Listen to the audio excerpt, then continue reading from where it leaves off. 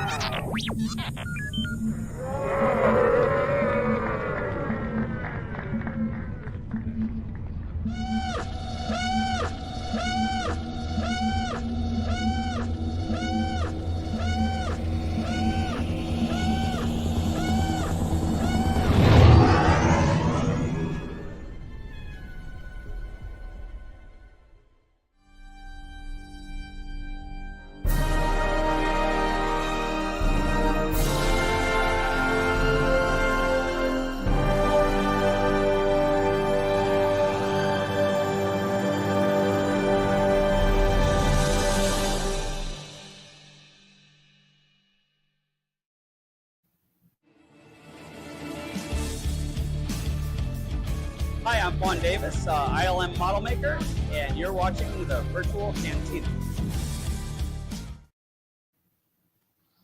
Welcome, citizens of the Republic, to another edition of the Clone Wars Revisited. We are rounding out Season 1 with our final episode. I hope everybody's having a good time. Mark, you're yes. getting hang with us. You just couldn't get away from us. You needed to come get another fix of the boys. I promised everyone a night off, and here I am. But Ashley is actually out sick, and then Colin missed last week, so we invited him back. So welcome back, Colin. Thank you for coming. Yeah, thanks for having me.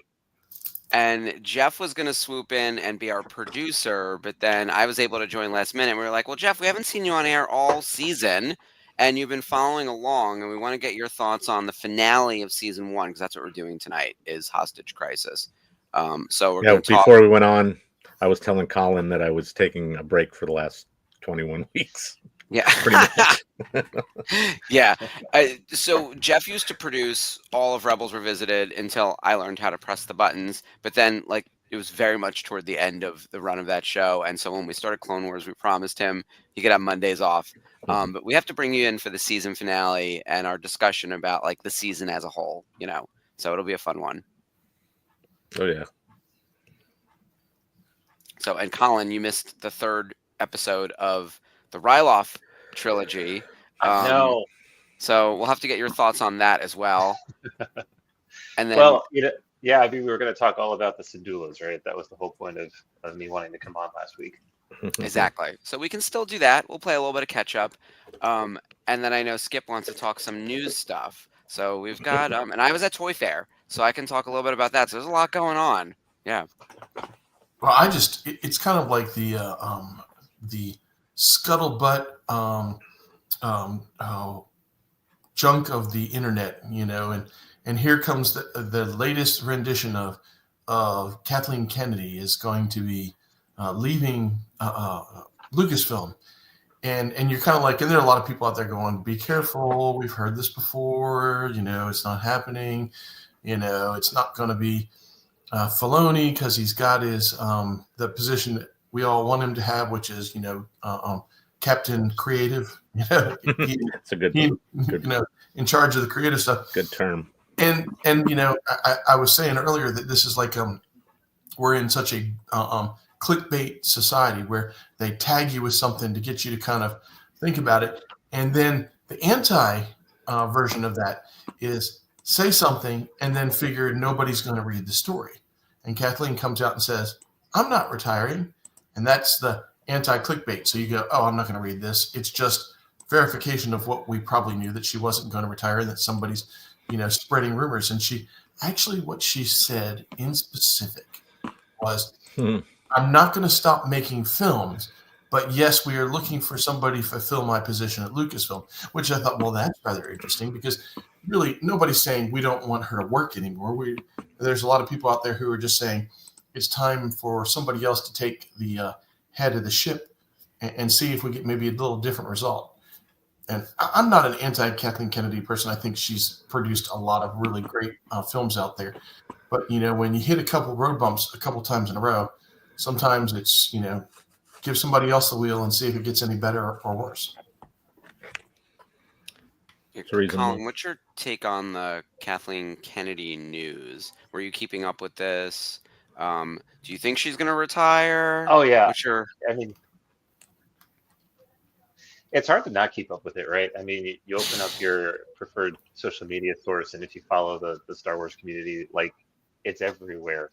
I am definitely not on the Kathleen Kennedy I hate her train. I think that her tenure at Lucasfilm has been uh, just fine. I think that she's got there. I am forever a sequel hater. Anybody who talks to me knows that I'm not a big fan of the sequels, but she did give us the best 2 hours of Star Wars uh, in a long time in the form of Rogue One, and she gave us the first 2 seasons of Mandalorian, and she gave us Rebels, right? So to me, there are as many hits as there are misses, and I think that I'm overall like on the whole happy with what they've done over there. I'm sad to see her go, but at the same time, it's been 10 years. It's been more than that. It's been over a decade. Yeah, And it's been like probably, 13.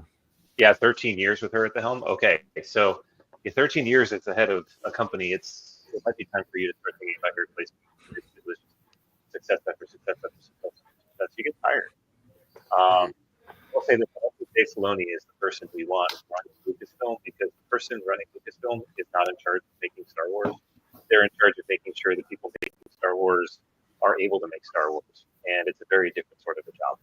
So I don't know who they're going to replace her with, but it's not. I don't think it should be Dave or John.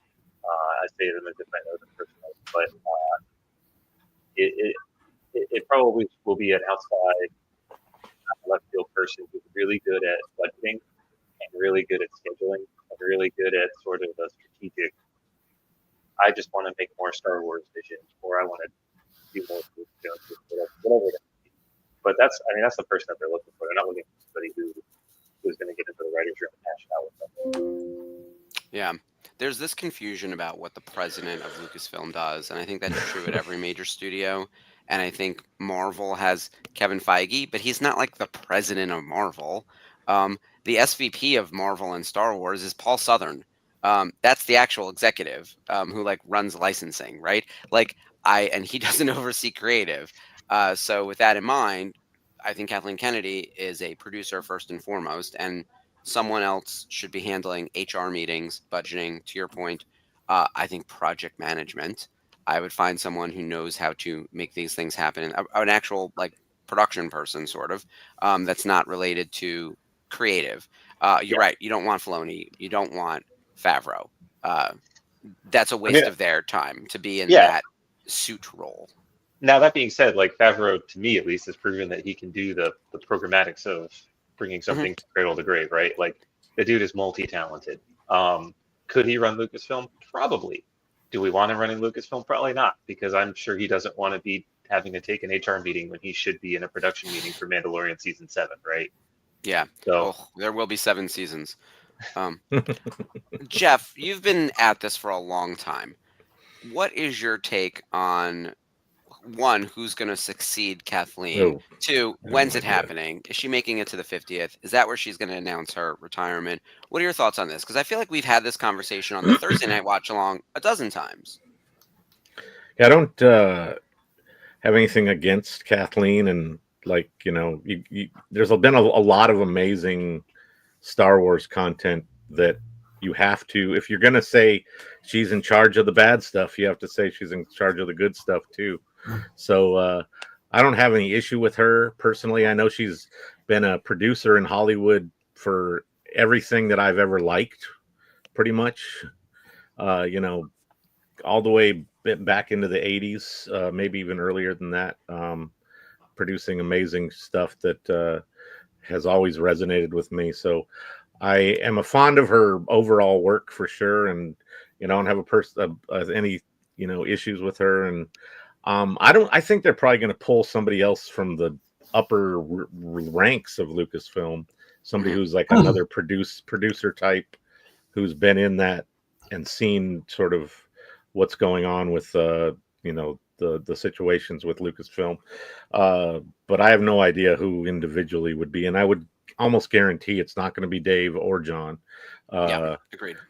those ones I'm pretty sure is not going to be, they're not going to tap them from what they kind of are in the positions to do the best job that they can do and would do versus a, corporate head.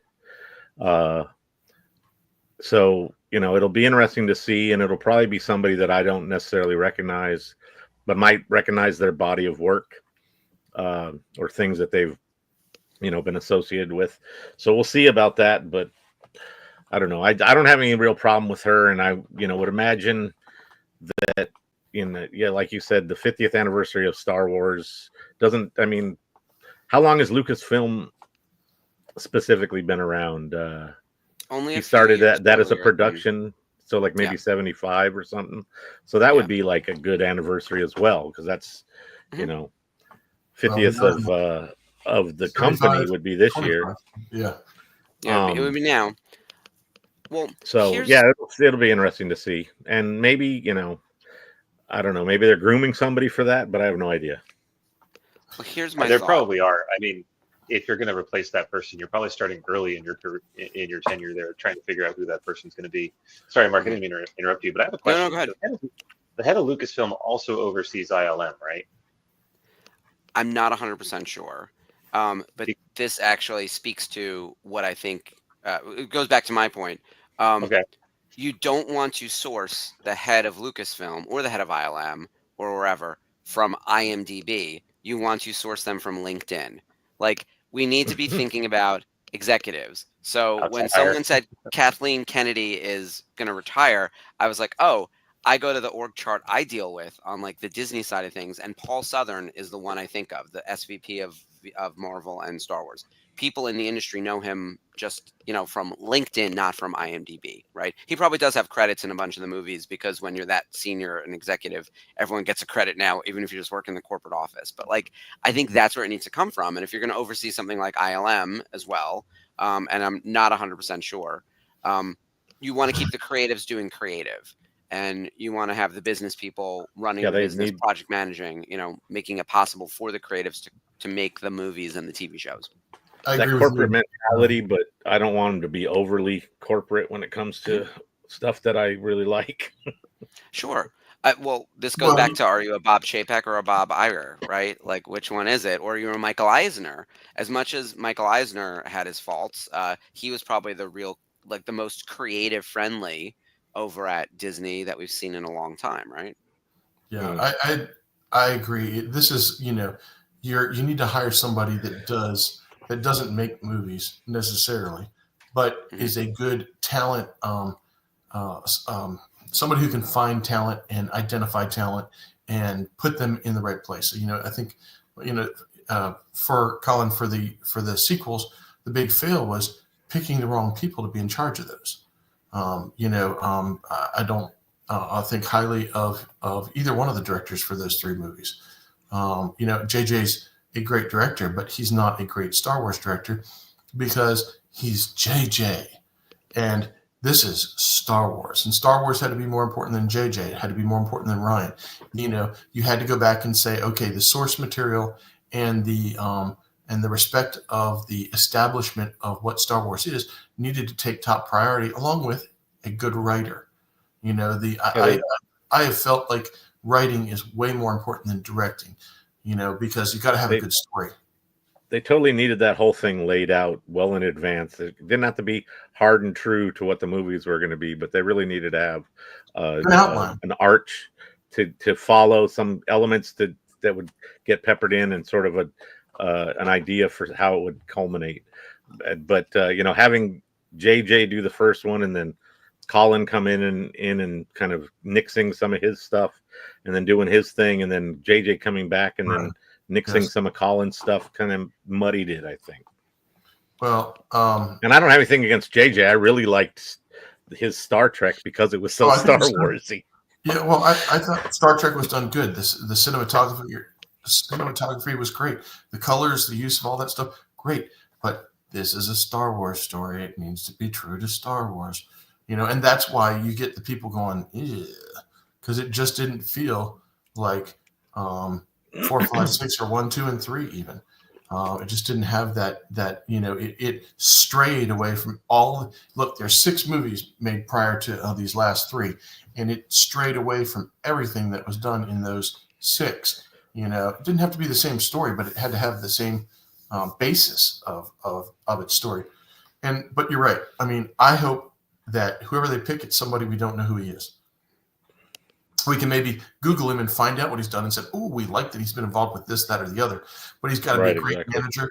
He's got to be a great manager. He's got to be a great accountant. He's got to be a great advertiser, and he's got to be a great eye for talent. And if he's all those things, then like I said, Kathleen Kennedy is the producer. She's a great producer, but she might not be the best at managing that company and finding the talent and putting the people in charge. Maybe she was the person that should have been, in her own lane. Not that I don't mean to diss her in that way. I just think that, she had a lane that she's really good at, and maybe running the company wasn't the best. Though I have to say, right, financially, look, my mother's was a CPA and a financial advisor. The company is strong. They can go out and do whatever they want to. Nobody's complaining about we don't have enough money to make that movie. On that side, if you got to judge not only what it puts out, but how strong the company is. She did a good job making sure it didn't get flushed down the toilet. Yeah, nobody talks about that. But there's another side of that. That's true. There's another side of that too, though, which is if we're going to define the Kathleen Kennedy era, I think you can say it was risk, right? I mean, she had to put out 3 movies. She had to put out a sequel trilogy. That was in the cards when Disney bought it. Everybody knew that. But then you kind of look at the rest of it, and I mean, Mandalorian was a swing. Nobody knew if that would work. It worked. There's a lot of things in the tenure that were big swings, and some of them landed and some of them didn't.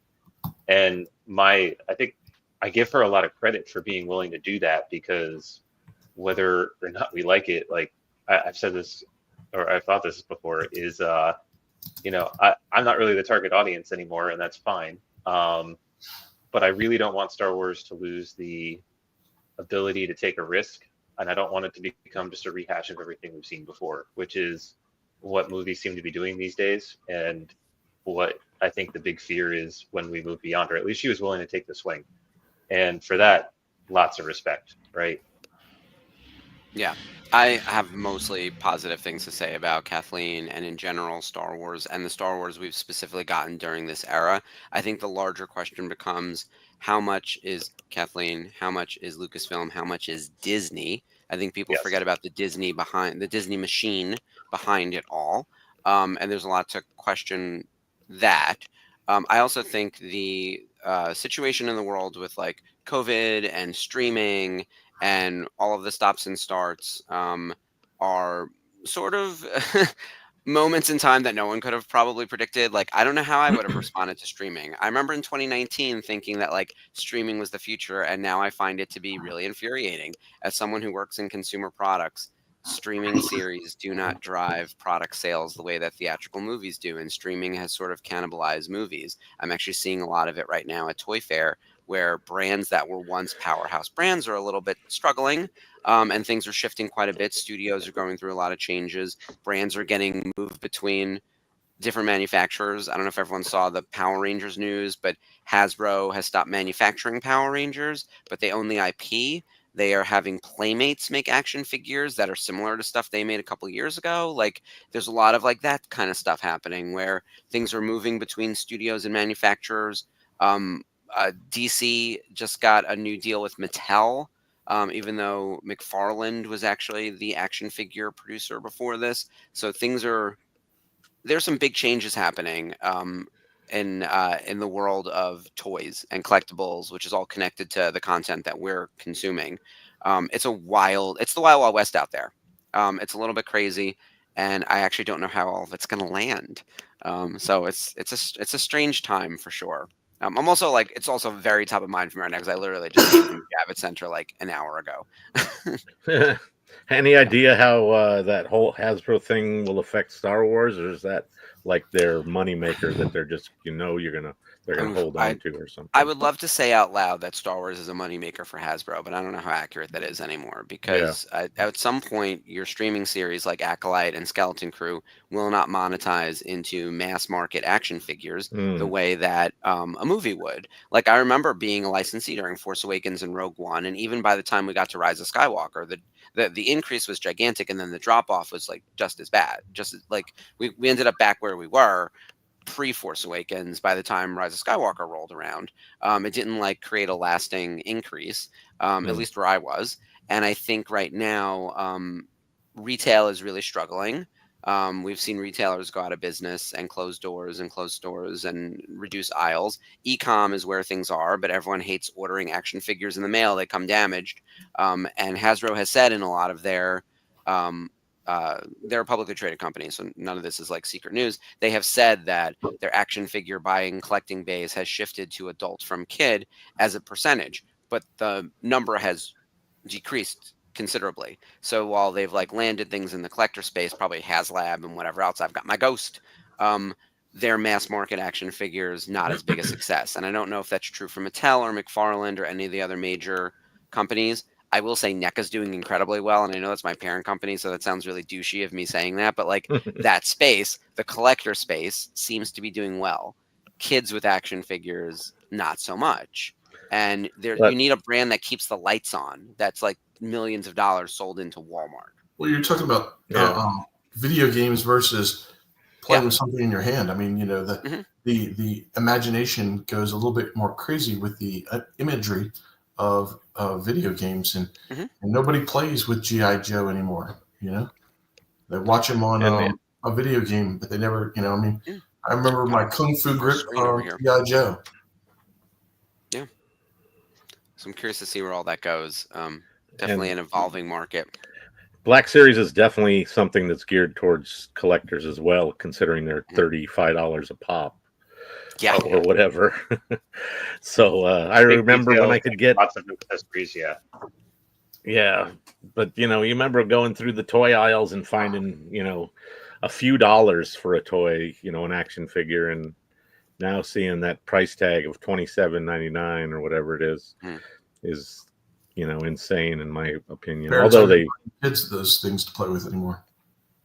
They have increased quite a bit. So. And that's where those like blind boxes and small scale collectibles, I think, are replacing action figures as the go-to. So I can't really 100% speak to that, but it certainly seems that the aisles in Walmart and Target that are blind box and collectibles, that's like separate from the actual toy aisle, seem to be growing and expanding, whereas like the toy aisles are shrinking. Also, we're recycling a lot of the same IP. Like the stuff that the four of us played with as children are all largely still around in some form. But like, what's the new thing? When are we going to get a property that's like brand new and hangs in and isn't a 1 year, 2 year, 3 year kind of thing? Anyone got one of those? Like, I can't think of. I mean, one if I did, I'd be a millionaire, right? Right. Yeah. It's that short-term attention span. So. Meanwhile, I've realized as we're having our conversation over here, the comments are like blowing up. One, hello to everyone who's joined us, Lonnie and Scoob, and I know Dave's been on since we started. Yeah, we are off to the races on all things Star Wars news. The non-news about Kathleen Kennedy. What a nothing burger when all was said and done. When a woman who's almost 70 is like, at one point, I'm going to retire. That's what it boiled down to, right? Agreed. Yeah. Me too. Like, I mean, that's true for all of us. And one day I hope for that to be the case, that I don't just die on the job, like that I can retire. So that was the crux of that story. Outside of that, there hasn't been a ton of Star Wars news, but we did just get some Celebration news that I'd like to talk about real quick. So it's the panel listing. It was announced today, the panels that are going to be up for Celebration, and I don't think any of them were particularly surprising. Like nothing here really caught me off guard. Friday is going to be Mando and Grogu, the movie, coming out in 2026. Saturday is Andor. Saturday, part 2 is Ahsoka. So I guess there's 2 of those. These are in the main hall. And then Sunday is a first look at Visions Volume 3. That's it. How do you guys feel about that? I mean, it makes sense, Mm. right? Not much of a surprise. Yeah. Well, of course, that's what you talked about because that's what's going on in Star Wars. Yes, and Yeah. Andor season 2, as a headlining panel, obviously. Hopefully, they'll do something that they've done in the past, and if you're in the panel, you'll get to watch some episodes. Ideally, the first 3-episode arc. And that's another thing with Andor 2 season 2 is the way that they're compressing the season is Oh, yeah. both insane and amazing at the same time. I hate it. I hate it so much. It's really weird, but it's like they're going to give you those chunks of arc to sort of digest, as opposed to waiting to figure out, to get to the end of that year or whatever of as it leads up to Rogue One. So it'll be I don't know, I'm kind of not happy with it, but I'm also like, wow, this is going to be interesting. So 2 topics at hand. Let's talk Andor season and structure, but also let's talk about these panels. It seems like there are 2 panels announced for Saturday, right? Andor and Ahsoka, which means there could be 2 panels on Friday and there could be 2 panels on Sunday. So 2 might be missing.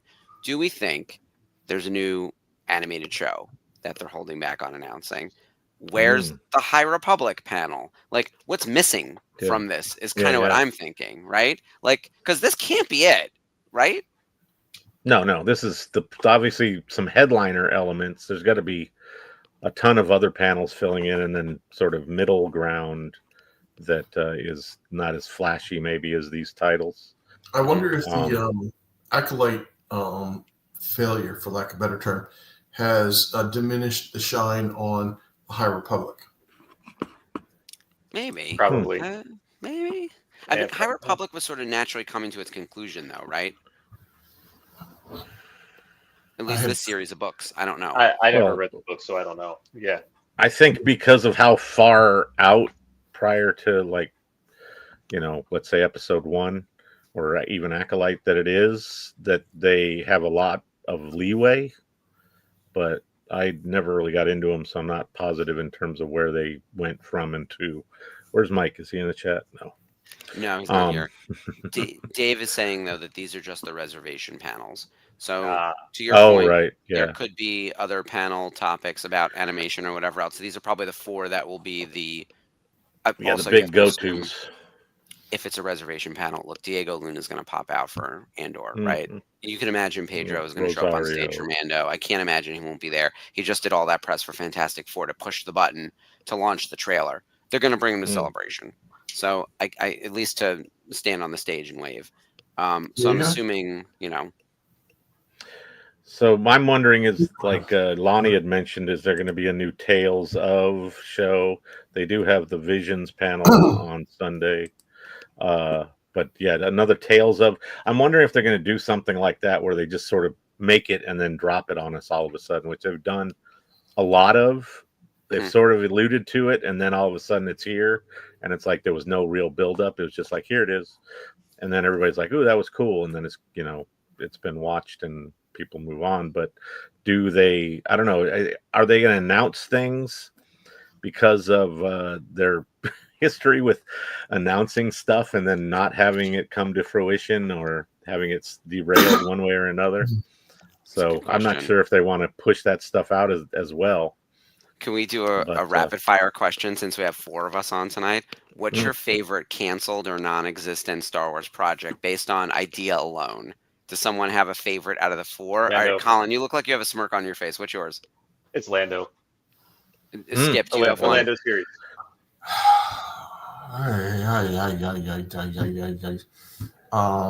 I was thinking of Colin Trudeau's or whatever his last name. Trevorrow. I just miss his. I wanted to see his movie. His episode. What about you, 9. Jeff? Yeah. Definitely would have been cool to see Donald on screen with Billy D narrating, like one of those old school shows like How I Met Your Mother or something. But one thing that really piqued my interest long before the whole Disney takeover was the 1313 game, which was supposed to take place on the lower levels of Coruscant. with some bounty hunting elements and stuff, which I think they borrowed parts of in recent things where they've sort of alluded to different stuff in like newer games. Maybe like Outlaws has some of that going on. I'm not sure. I think the crowd here's got a good one in Patty yeah. Jenkins' X-Wing. Oh, definitely. Oh yeah, that would be Yeah, a good one. that- It says pilot. Yeah, I mean, how Yeah. I missed that one, I don't know. Yeah. I'm This still, is I'm still going with there's some Lando. consensus here.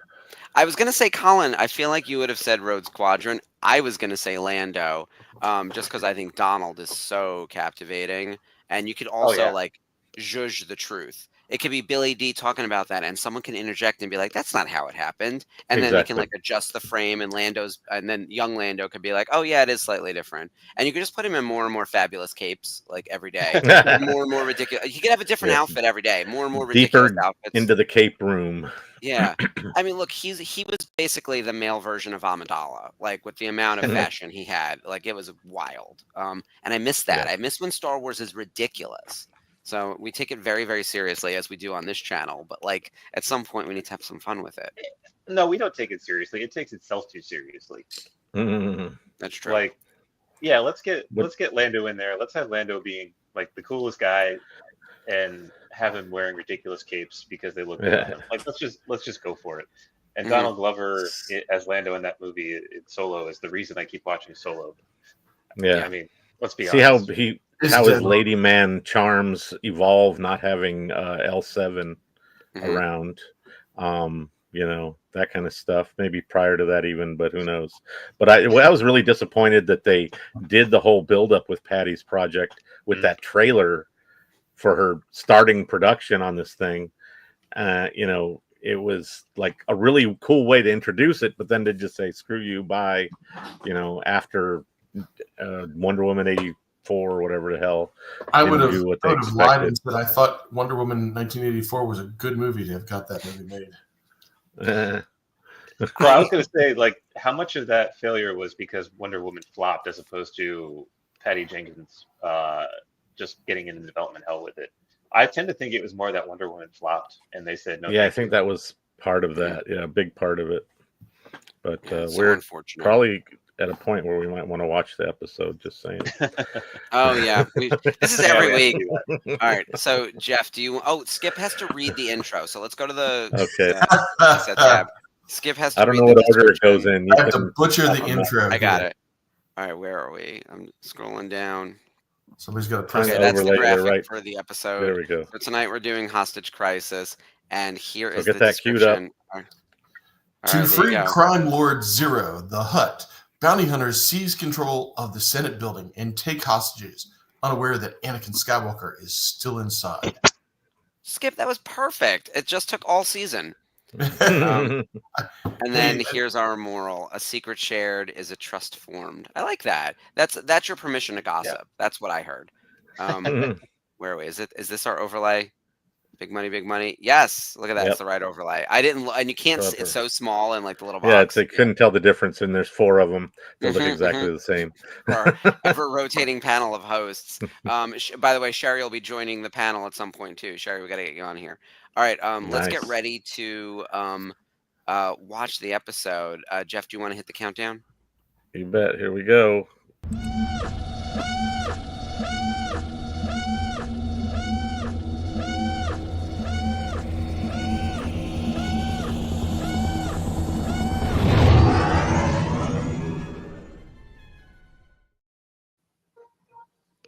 So while the Don't- episode is starting up, we were talking about how there are 2 pieces of information that we were dissecting. One was the Kathleen Kennedy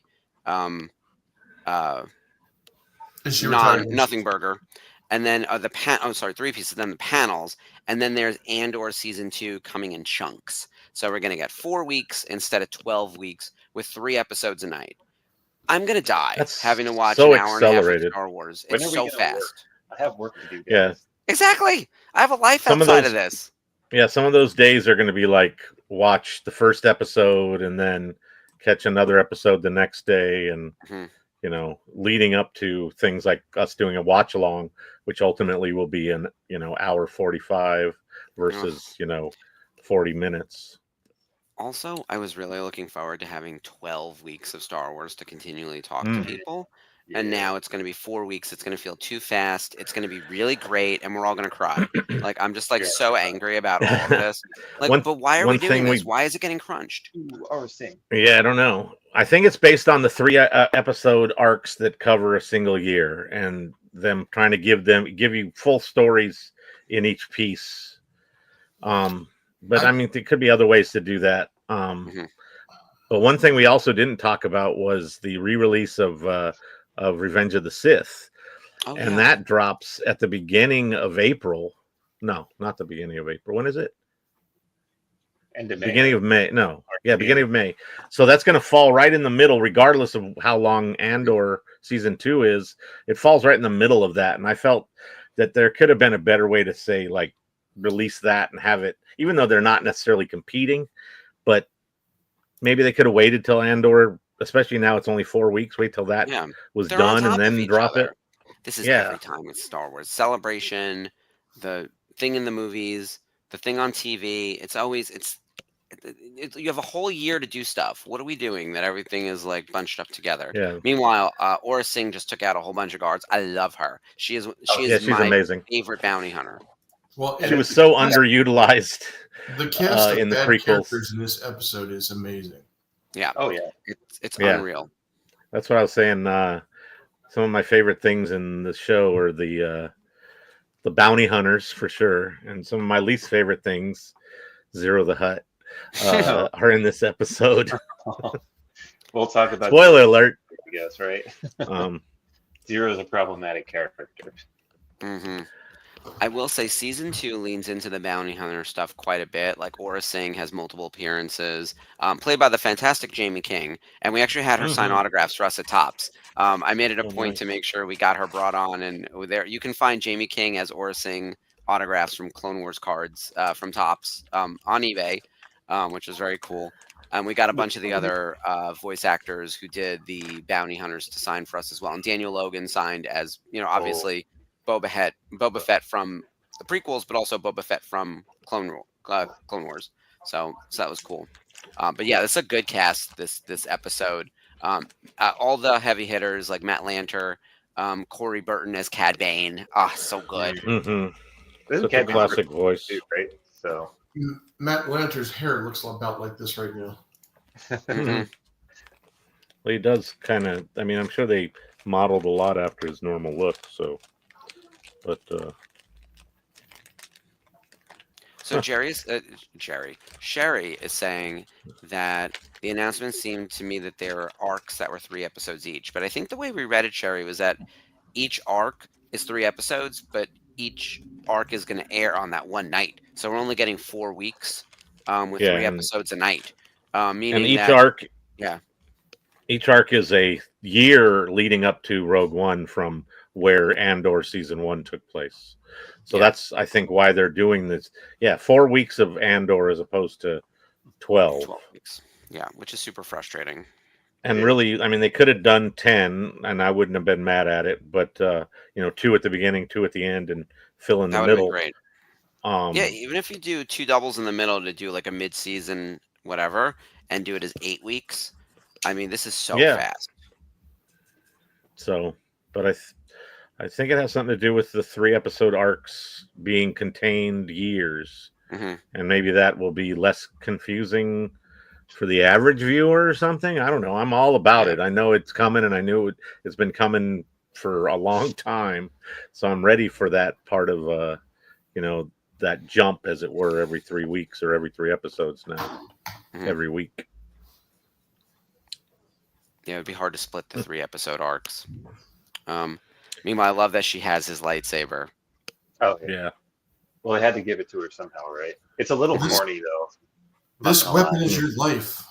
Oh, Yeah, just set it now on the I'm giving table. It's you all good. violence. Well, he Just dropped his drop out it of there. a He'll speeder. grab it with the gravity. Come on. So ridiculous. Going back to the bounty hunters, though, I am glad that Aura Singh is back because I mean, she was what Yeah. Phantom Menace for 5 seconds. Yeah. Well, not even that. Like 2 Yeah. seconds. He looked to the left, looked to the And- right. That was it. And and the the woman who speeders went played by, her- and Michonne, I forget her last name now. We had her sign autographs at Tops as well. So I got both the Aura Sings into product, which was great. Nice. There's so few female characters, and there are almost no female bounty hunters. And of course, according to Solo, which Colin, you said you watched multiple times, I love um, Solo. Aura Singh killed off screen by Woody Harrelson. Woody Harrelson. Yep. You Mhm. killed Aura Singh. Thinking it was the fall. What did he say? Beckett. Thinking it was the ground on her way down. Yeah, Beckett. Oh yeah. Something Well, really Fall that cheesy. killed her. Yeah. I think it was the fall that killed her. Yeah, Woody Harrelson just got to play Woody Harrelson in Star Wars in that movie. Yeah. Not to work. Oh, Just shot showed him up in the and said back. line. I know. Cad Bane's ruthless. They killed. I don't say they killed droids, but they killed that little rabbit droid. Oh yeah, this guy. I mean, they killed like an actual, living, breathing person-ish Right. alien. But yeah, I'm telling you, the Clone Wars is dark. It is not a kid's show. And, yeah. Do you remember if there was any like original, like we're gonna make 3 seasons for sure or 5 seasons for sure kind of thing when they I remember started this? they said 4 seasons or 5 seasons of Andor, and then they 'Cause crunched I it think- because of COVID. well, I'm talking about Clone Wars specifically. Oh, no. Because I I don't think remember. when they originally had floated the idea of TV shows, when Lucas was still in charge, that he wanted things to run for like 5 traditional seasons of 22-ish episodes to ensure that it would be something that could be in syndication later Yeah, as you the need 100 episode episodes of syndication thing. Yeah. In So, the oldie days of having to have syndication. Yeah. Yeah, exactly. Well- Now it's not the same. I was going to say, not So- only did streaming change that, but the rules are different. You don't have to have 100 episodes to go into syndication anymore. I think it's something like 50, Oh wow. which is crazy because then after 10 weeks, you're recycling your programming if you're doing 5 nights a week. Mm-hmm. Meanwhile, Sherry has a note for you, Colin, since you weren't here, Oh, you haven't been paying about attention. the treasures from last week's episode on Ryloth Oh. and how it was the Ark of the Covenant. Yeah. I'd love to get your take real quick on the episode you missed because you were very excited to talk about it, meeting Hera, or not Hera, but Cham, But Shams and the rest of the Syndulas and everything else. Yeah, I mean, I watched the episode in prep, but I'm trying to remember now because it was a week ago. Look, I like how they introduced Sham Syndulla. He is very much like he's got blinders on, but at the same time, again, I know that Hera comes much later in the creative process, but I feel like they did such a good job with Hera by pulling a lot of that stuff in with Cham. That it just works. But I mean, Cham, the other thing about Cham is like Cham just puts his cards on the table, right? He doesn't try to mince words with Mace Windu there. He's like, look, I just see you guys as other occupiers, and frankly, we're on the same side right now, but we won't be in the future. So will I have to be fighting you? I think that was a great question he asked. Yeah, I think that there's a reason Cham Syndulla comes back, and a lot of others of these revolutionaries don't. It's because he's well constructed as a character. He's deep, he's introspective, he's real, and he again, Hera is all of those things as well. She's just a little bit more broader and a little bit more altruistic, but the seeds are there and planted in Cham Syndulla very, very, very, very well. I think the entire pitch for that episode though was we need. That's an adult joke right there on this kid's show with the droid. I think the pitch for the last episode was Mace Windu is Samuel L. Jackson. We need him to do something badass. What can we have to do? And that's where they started. But look, it's a great finale to the arc. I'm sorry I missed it. It is a killer episode, and they do a really good job bringing an individual planet's rebellion to life, and sort of you feel like you're really in the conflict. Yeah, Skip, you were saying that like it feels really accurate and believable, and like kind of horrifying. And I feel like this episode is equally believable. Like this plot isn't nearly as preposterous as a lot of other ridiculous Star Wars plots. Yeah, no, like this is right along the lines, and we've seen so much of it, in White House Down and type of. Dave's equating it to Die Hard, Oh, it is Die Hard. It's 100% Yeah, there Die you Hard. go. where the hero doesn't have his normal arsenal and he's kind of evading these terrorist bad guys throughout the building. I'll bet you that was the pitch. Was Anakin does Die Hard? Okay. mhm. They just need to put him in an HVAC vent, And I- put that him in a That doesn't come out in this episode. Never mind. put him in a Star Wars wife beater, as it were, like Bix wears in Andor, Mhm. even though it's a problematic term nowadays. White Come on down to the tank top. Senate building. It'll be a good time. We'll have some fun. We'll do some things. I'll give you my lightsaber.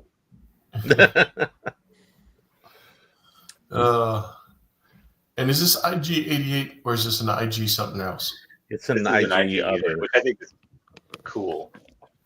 Is that the one? Ideally, you don't want to just see the same ones over and over again. And No, but I like that they're leaning to the fact that the IG unit was somewhat ubiquitous or somewhat known, right? yeah, And what's this pirate's name? We've seen him a bunch. I don't think we've seen this guy. You're thinking of one of Hondo's guys, right? Yeah. Yeah, this isn't Hondo. oh, He's a cool geez, design. spent that. I'm trying to see who the credited voices are in this episode. I don't see them listed as. I like his armor though. He's got like details on it. It's nice, Yeah, like embellishments, kind of Yeah. flourishes and stuff. but like cheap flourishes. Like he was born on a ship. He just started scratching something out. Yeah, it kind of does look like that now. They showed it a little up close. Yeah. So There's a couple like that. of names that on in- here that could be that guy. There's Captain Jafon. There's Anaconda Far. There's Shahan Alama. I think those are the only choices there of who that pirate could be. Did anyone catch the name? No, All right. Well, Is there he you a go. Barada or a Nikto or a? he's I a can always weak mix those up. Weak way, okay. He's a weak Mm. way. Because Why that whole Obviously. batch of baddies that Jabba had on his payroll, I also like kind how of the mix them Senate- up. Sorry.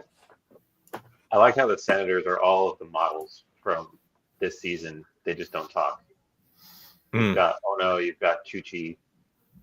Yeah, you've got like everybody. Okay, hold on. What was the first name on the list? Ponfar? Shahan Alama, Captain Jafon, and Anaconda Far. Isn't Anaconda Far? Isn't the senator with Palpatine Far? Hold on. Isn't that Orn Free Ta or somebody? Oh That's no, that's Senator right. That's on Orfrey Free Yeah, Tar. free top. Yep. Yeah. We ought to know him from Corn fritter. Last of Love says. Ooh, Yeah. Anaconda is a Greedo. I was saying only Oh, geez. Jafon. The fish dude's pulling some madness on poor Anakin. Captain Jafon is a Senate guard. Who the hell is this person? I'm so who's this? I'm so mad. Who is this goddamn pirate? It's funny See when if they it- give a credit to somebody who has less lines than other characters. I know. Oh, there we go. It's Shahan Alama. He is a Weequay pirate, Oh, and okay. he is voiced by Corey Burton, who's also doing Cad Oh, Bane and Zero. double the Hutt. duty. This poor man is And- doing triple duty. Oh, Yeah, triple duty. Yeah. yeah. Did have Which is kind of a crazy. raspy. because Zero That and raspy. Zero and Cad Bane are very different Yeah. voices. Yeah, his Weequay voice is much closer to Cad Bane. Meanwhile, the elephant-looking dude that got into the speeder, that was Orn Free Orn Top. Free Ta. That was Yes. Orn Free Top. who that's Bail Organa. I'm sorry, the same actor as Bail Organa, Phil Lamar, who's also playing Right. Senator Philo, and Senator Philo is the Oh, the one one that got who, shot. yeah, what the hell? Like, Hmm. we had a budget? What happened in this last episode that everyone's doing 6 voices? Because They Matt spent all Wood that is money on doing 3 Ryloth. voices. He's doing the Senate Guard, a command droid. Like, this is ridiculous. He plays 3D, which is one of the droids. Like, this is a lot. David I Accord think- is back, though, my man. I think when it comes to like Matt and David, that they just sort of come in and fill out what needs to be filled out more What than do we got left? You take these 3, you take those 3. Okay, Yeah. we're good. Oh, for sure. I'm just wondering how Corey And there and he is. Phil ended up with all of these, and D. Bradley Baker on a bunch of them. Like, I get it that Matt and or David Accord would do some fill in, but this episode in particular seems like they were short people, and they were like, just Mhm. yeah, maybe something happened. It is the final episode. That being said, like, Cad Bane is an iconic voice. Corey Burton is delivering, and even these lower tier characters that we don't really see again are all relatively memorable.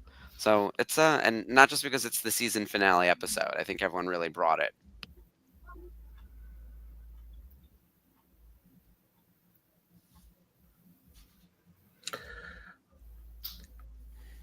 I always felt that Zero should have spoke Huttese, And then we get 0. and not having him speak Huttese kind of bugged me. He could have had that Yeah, weird voice, There's but that. That's jarring. His accent. but- is- yeah, yeah. having that weird voice but not speaking Huttese is the part that bugs me more than if he had that weird voice and he actually did speak Huttese, I think. But who knows? Well, he's doing That sounded like just a 1930s yeah. closeted He's- guy, he's- right? I forget the actor. He's doing like a 1930s thing. Well, that's Yeah, what there's supposed to be his- Sidney Breedstreet from Casablanca. Mhm. They definitely he emulates yeah. some like classic voice for sure. Oh yeah, Well, that's just funny. Just roll right underneath the lasers, would you? I know it seems like I they're know, like they're all pretty good. 3 feet off the ground to begin with.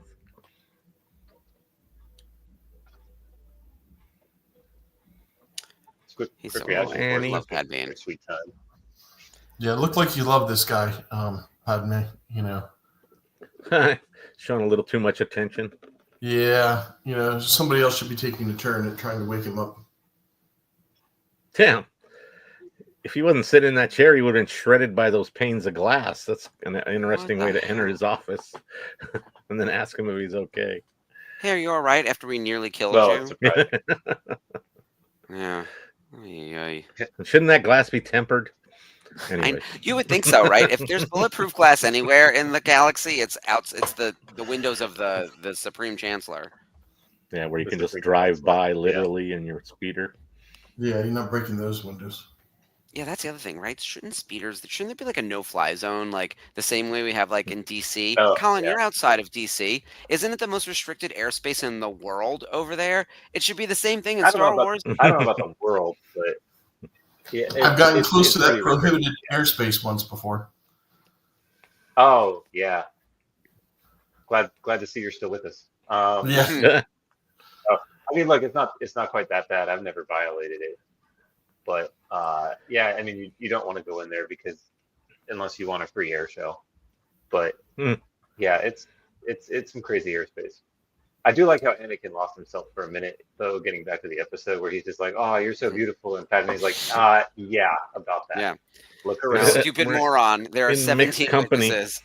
Yeah. Yeah, The most restricted airspace we have around here is over Disneyland. So That makes Okay. sense. whenever I see a helicopter fly by in sight, I always go, "What is going on? There must be something happening." hmm Look, I'm in New York City. There's nothing but planes in the air, and at the same time, I know that we have a lot of we have 3 major airports like right here, but there's also because of everything more restrictions than there used to be. But yeah, in Star Wars, there seemed to be no law about this. Meanwhile, this is ridiculous with the lightsaber, and oh, He's pulling in Ahsoka before Ahsoka did it. yeah, I know, but Ahsoka did it better. true. Down and then She had dropped much the- more sort of style for sure. I love how they just graceful. sort of Yeah, They just stand on these speeders and a million stories in the air. There's no way. Where's your Oh, got seatbelt? Yeah. And they're just like having this conversation, sort of just standing there in this. Okay, did you just see Bail Organa put his hands around the hot metal edges of the floor? Yeah. Mm. Everyone's fine. Don't worry. apparently.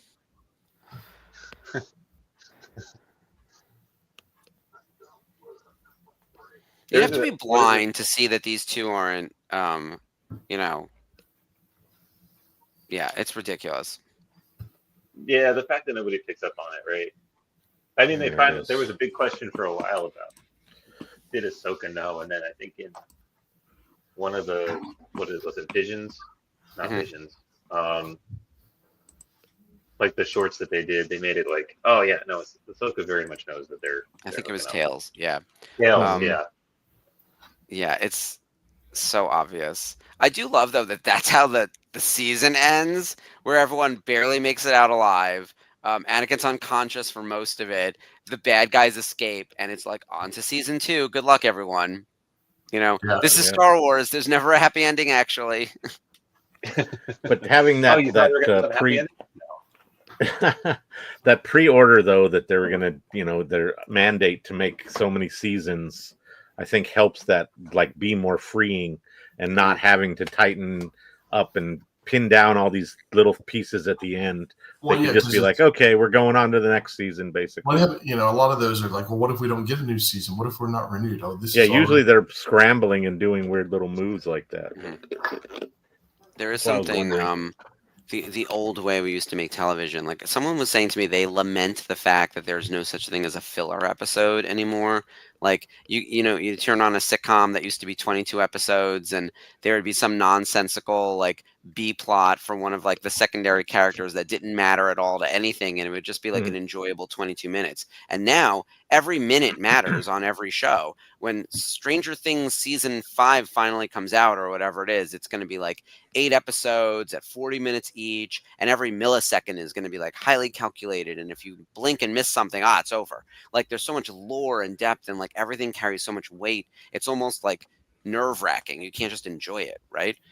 This there's some garbage in season 1, but like it's still kind of fun, right? Like there's no room for the garbage anymore in prestige television and streaming. Grievous. Yeah. Oh my God, how much Grievous was there? Yeah. All right, so Mm-mm. He Skip. had like Now a that we made it, four-story arc. I mean, it went on and Oh. on. That poor man. All right, let's do highlights and lowlights. So, Colin, I know you've only been with us on air for a few episodes, but you've been following along for the most part, and you know season 1 of Clone Wars. But we'll start with Skip, since you and I launched this show without Jeff, because we were giving him Monday nights off, and we pull you back in. But that's when me you and think, Ashley, have been doing this for 22 weeks now. What was your highlight of season 1? It's half a year. Actually, this episode is the highlight of season 1 by not even the least bit of a stretch. I mean, it was definitely the most fun and so forth. Mhm. Too much Grievous in the early portion of the season was definitely like, okay, I've had enough of him. Let's move on. Let's find something else to talk about. I agree with that. I think that there was a little too much Grievous in the beginning. I liked him at first, and then it's like, okay, this is too much. Jeff, I know you weren't on air with us, but I know you've been watching along and trying to enjoy your Monday nights. What did you think of season 1 of Clone Wars? Do you have a standout moment or episode? No, I just like I was mentioning that this had things that I liked, which was the bounty hunters, and seeing that more in-depth kind of side character thing I really enjoy, and I'm glad that this show really fleshed out a lot of characters more than the milliseconds we got of them on screen in some of the movies or whatever. So I was very weirdly into the animation and how that evolved throughout, especially into the 7th season. But just from the movie to like now, they've gotten so much better, even though it's still in a work in progress at this point. but I've always been like a stickler for the little bits of, like, they show a close up of of somebody walking and their feet are looking sort of like they're hitting the ground, but not quite. That kind of bugs me. So as that gets better, as that gets better, it really starts to sort of let me enjoy it more, where I'm not like constantly picking out weird little overlooked animation elements. Mm-hmm. But this Colin, one was a fun episode. Yeah, good one, right? Good one to end on. Colin, I know you specifically told me reach out when we get to Ryloff. For you, is that your standout of season 1 of Clone Wars? You know, I'm looking back through the episodes right now, and I think the real standout episode has to be Bombad Jedi. I'm just kidding. The real standout episode for me is probably I want to change my Standout worst because it's episode decision. No, Go ahead. but for me, worst episode is between Bombad Jedi and the Downfall of a Droid. Those are just awful. I would say it's either the Ryloth arc or it's the hold on, let me get the episode, Trespass, where they have to go to the ice planet with Senator Chuchi, and the Prime Minister is like, "No, this is our moon. Get them out of here." And Chuchi's like, "No, I don't think so. Not anymore." I think that's a really high concept episode that's executed extremely well, and it's a harbinger of what's to come with Clone Wars. But the Ryloth arc is probably it's between that episode or the Ryloth arc. If I can choose the best arc, it's Ryloth. Best episode is Trespass. Gotcha.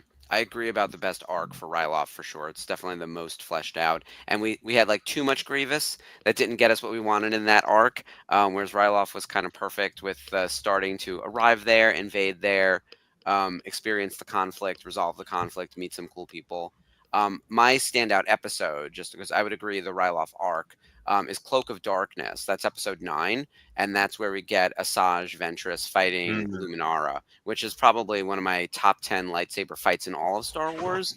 I just love both those characters so much, and it's so early in the run, so it sets up this dynamic between, I mean, there aren't that many female characters, and so it sets up like these two female characters who will cross paths again, and in some very different ways. And Ahsoka gets in the mix over there, and Asajj is just such a badass too. I just love her. Great. They do such a good job with her. And I've got this amazing love-hate relationship with Luminara, you know, just because baby boy, the cat is out of control over here. Mr. Hicks needs attention, but I love Luminara as a character, and I would slap her in real life, as we've discussed. So, did you happen across the Hasbro booth at Toy Fair? I have not been there yet, but I will be visiting. The Black Series that they dropped of her and Shakti, I believe. Wait, of Luminara? Was it a Luminara or was it what's the other one? Well, there's Barriss Offee is the other. Barriss. Yeah. I'm not sure if it's one or the other. I know Shakti is one of them, but there was a couple of new Jedi that they dropped in the Black Series. One of the tricky things about working these types of shows is I then have to go on YouTube like tonight and find out what the big reveals are, because I'm in my booth all day. Also, the thing with Toy Fair is, unlike a Comic-Con, companies are there, and it really is speed dating. So I'm there as a manufacturer, meeting with licensors who have properties, whether it's TV shows, movies, YouTube series, video games, whatever, that are looking for categories for consumer products. And I'm, as a manufacturer, looking for properties to partner with. And that's the speed dating component of this, right? So you're setting up meetings, you're meeting with your existing partners, you're talking about plans, you're ideating new product types. And then at the same time, I need to walk the floor and see what's available. But because it's industry only, and it's the type of show that's like not exactly open invitation, you usually need to have either an invitation or an actual meeting to get into most of the booths. That's what's so crazy. So I can't just meander around. Unless they are actively pursuing, like, please come visit us. We have this property we want to pitch you. So there's a lot of that, and we're doing a lot of dividing and conquering. But I was in meetings like all day today, and I can't tell you how many times I made the same joke that like lands really well for that person who hears it for the first time. But if you're with a coworker who's also heard the same joke over and over again, like I like to talk about how our horror portfolio at Ruby's runs the gamut from Scooby-Doo to Saw. and that's like our range. And people find that so funny. I said it 15 times today, so Mm. it's like no longer, I can't even like giggle at Well, it. you're not selling it anymore. Yeah, I'm like we run through the gamut from Scooby Doo to Saw. Wah. Yeah, That was great. As a matter of fact, that was probably funny. it's good times. But I like what I do a lot. I'm very lucky, and I'm also exhausted. The pre-workout, like I said, was basically the equivalent of like 4 cups of coffee. And then if you don't work out, it just makes you jittery. So here I am. I'm gonna pet the cat until there's no hair left. So, Bald kitty. yeah. All right. We all talked about our favorite episodes from season 1. Season 2 is very heavy on bounty hunters. So we'll see Boba Fett, we'll see Bosk, we'll see Aura Singh come back. There's some really standout episodes in season 2. And next week, I think we're going to do a season 1 like full recap. So a non-watch along kind of version of the show. With Ashley should be back with me and Skip and Ashley, and we'll go through our favorite moments of everything, and we'll talk again about other Star Wars news that pops up, and then we'll get into season 2, or we'll do the micro series before we jump into season 2. Not sure yet. Amazing. Even though I think it's people would enjoy that, right? it's far from micro in terms of the length ultimately, but when it dropped at 3 minutes, talk about waiting for content. 3 minutes a week was insane when that was new, and I was all about it. So it's a fun watch. There's a lot of really good info and kind of in character building and stuff in that as well, even though it's like a lot less dialogue than the actual Clone Wars series here, but some really cool things that happened in there, and so I'll look forward to watching along. Yeah, it'll be a ton of fun. Let's get into what else is happening on the network this week. Obviously, tomorrow is Happy Hour, so everyone Come gather for the on Zoom. shenanigans. Yeah, exactly. Mhm. I will not be there because I will be breaking down the Toy Fair booth. So while you're happy houring, I will be laboring. The show ends at 4, but we won't be getting out of there until probably 8 o'clock at least. I have to like literally palletize product to make sure it gets its way back to my office. Even though it's a local show, like you still deal with all that nonsense. So final day of Toy Fair is upon us. Wednesday, we have a new episode of Daughters of the Galaxy, and we have a new episode of Celebrating Autographs. So it is quite the week here for programming. Wednesday is going to be a double stack. So Celebrating Autographs is at 7 o'clock. That'll be with me and Dave. We're going to be talking about all things Star Wars Celebration, autographing, specifically the autograph signers around the event itself. Now that autograph list is locked and loaded, there's already been some sellouts, so interesting stuff there.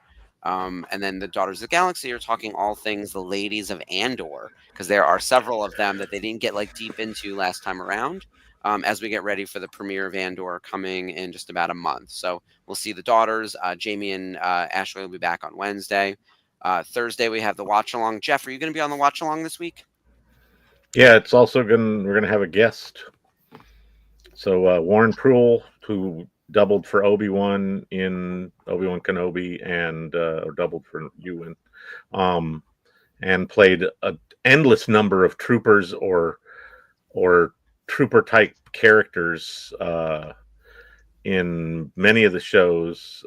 He's going to be our guest just to watch an episode of Andor with us. He had nothing to do with the production, but he will be in attendance to give us his thoughts on the show and production things he may be privy to just in general that we'd have questions about.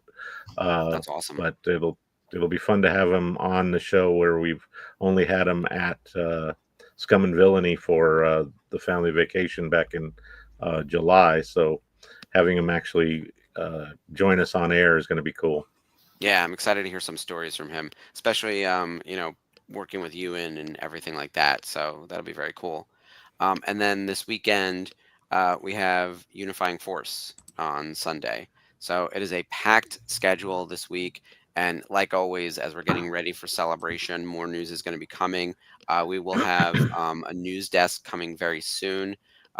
Celebrating Autographs, as we mentioned, is back. There'll be more episodes of that flowing as well. And then there's so much more going on. Post-celebration, as we've mentioned a few times, a large number of VCNers are headed to Texas for the Rebel Scum Con, which we're very excited about. So more to come on that front. And as always, it's never too early to start planning your trip to Rhode Island Comic Con in November. And don't forget to set your clocks forward this Sunday. Is it this week? Already that time? Oh crap! Oh, thank God. Jesus. I think it'll help with my mental health. Yeah. Days will be longer.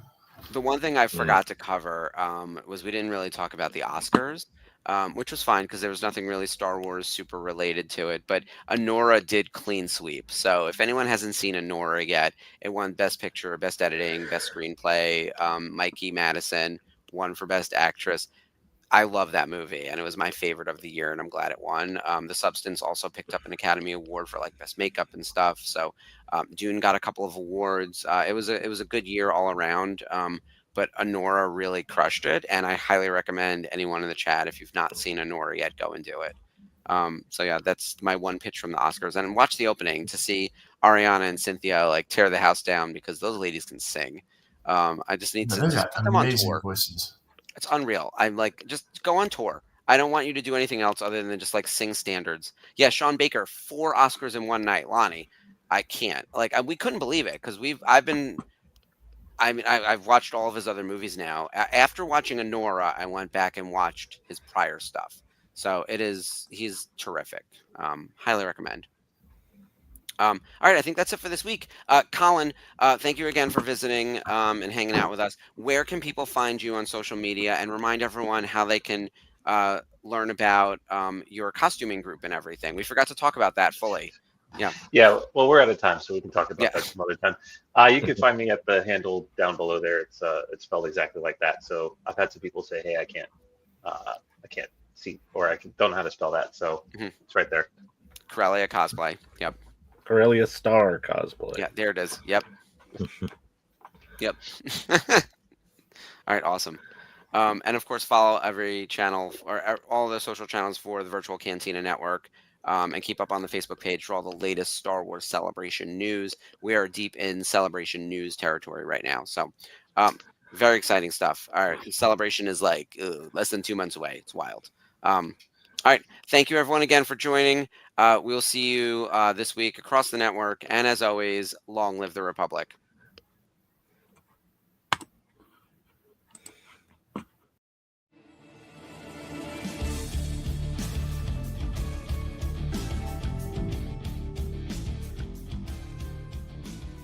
Hello there. Hi, I'm Mark Connell. I'm the Director of Programming at the Virtual Cantina Network, and I'm here with James Arnold Taylor, the voice of Obi-Wan Kenobi. Obi-Wan Kenobi. Yes, I know that one well. I have the high ground if I... Wait, yes. Thank you. Now I have the high ground. And you are watching Clone Wars Revisited. This is the show you're looking for.